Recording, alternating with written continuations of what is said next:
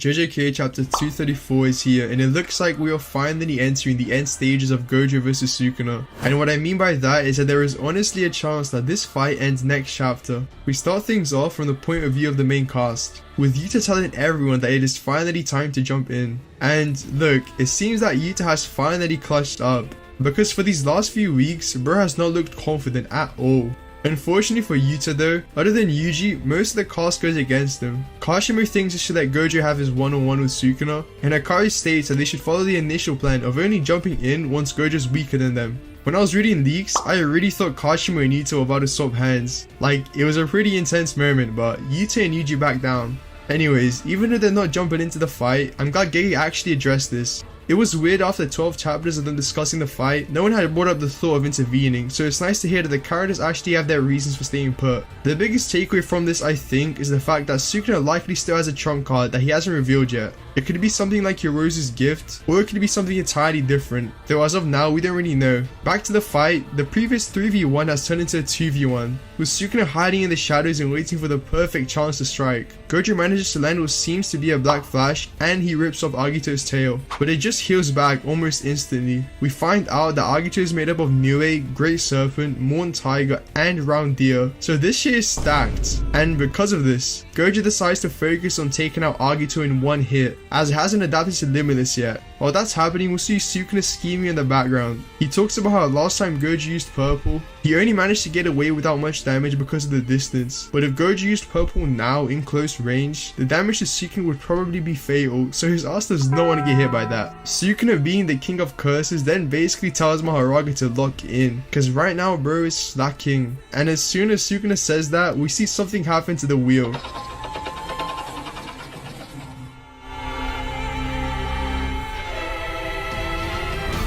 This panel is overall just amazing. The white background and Gojo's expression really adds to the shock, and damn, Mahoraga really clutched up. It looks like he used cleave in this mantle to cut off Gojo's arm, since in the background we can see the attack left a mark in the building. And then the rest of the cast starts going crazy. Sukuna finally comes out of the shadows and hits Gojo with a very solid hit, and I'm not gonna lie, I really thought Gojo was about to get cooked here. But nah, as always, he manages to come back. Agito punches him in the head, but Gojo just smiles and tells him that he is not strong enough to be here. Bro is not built for these streets. Then we get this insane double spread of Gojo using Maximum Blue. We ain't seen him use this since Toji, and even then, he used it to clear his surroundings. This is the first time we've seen Gojo use it as an attack. And yeah man, it looks like Agito is done. The fact that Gojo does this with one arm also makes it like 100 times more fire as well. Like bro really moving like a hakari out here. But not for long though, because in the next panel, we see Gojo's already healed his arm back. So despite being unable to use RCT to the level he was doing so previously, he can still easily heal back entire limbs in seconds. Which just goes to show how much this guy has in his tank. When Shoko said his RCT was slowing down, I really thought he could no longer heal from massive injuries, but that it'd take a significant amount of time. But no, his RCT is still top tier, even after his non-stop usage.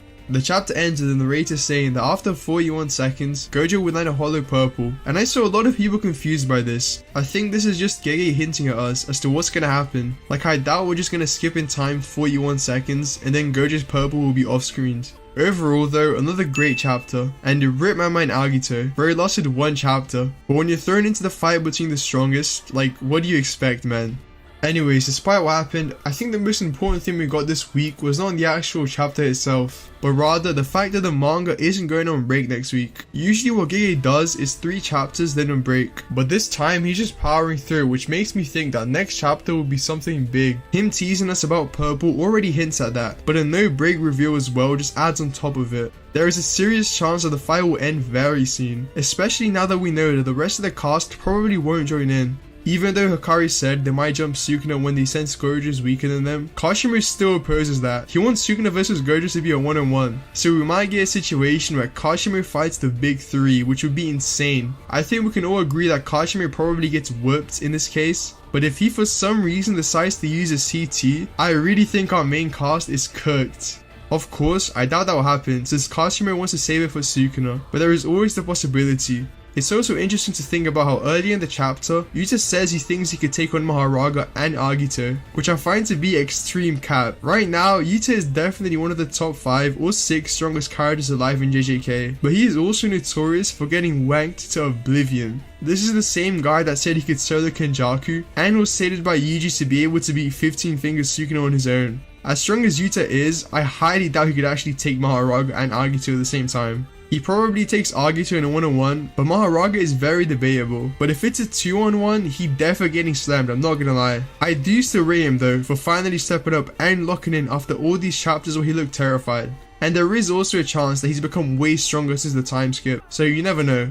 Last thing I want to talk about is Gojo's new technique, his unlimited hollow technique. I really thought we'd see it this chapter, but it looks like Gege is saving it for the future. As to what it could be, I'm really not too sure. Since purple was already confirmed to be a one-shot, I honestly have no idea what something even stronger than that would look like. As Sukuna said in this chapter, at this point in the fight, getting hit by a hollow purple would be fatal. So I'm not really sure why Gojo would choose to use this other technique instead. We know it has a relatively long charge up time, so even if it has the potential to one-shot Sukuna or Mahoraga, a normal purple should be able to do the same. Maybe that's why we find out that Gojo uses purple in the next chapter, but there must be a reason as to why he mentioned his unlimited technique last chapter. I guess we'll find out very soon though, as like I previously said, there is no break next week, so expect something big to happen. If you enjoyed watching, make sure to like and subscribe to the channel as it helps a ton. Also remember to comment down below your own opinions about the fight and what your predictions are for the future.